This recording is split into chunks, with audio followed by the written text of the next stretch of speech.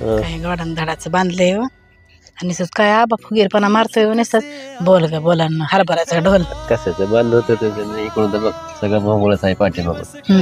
नाही पण प्लास्टर नाही काय नाही तेवढीच एक समोरचं एवढं डबडा बांधलंय त्यालाच म्हणतोय काय मोठा हॉल बांधलाय मोठा हॉल बांधलाय.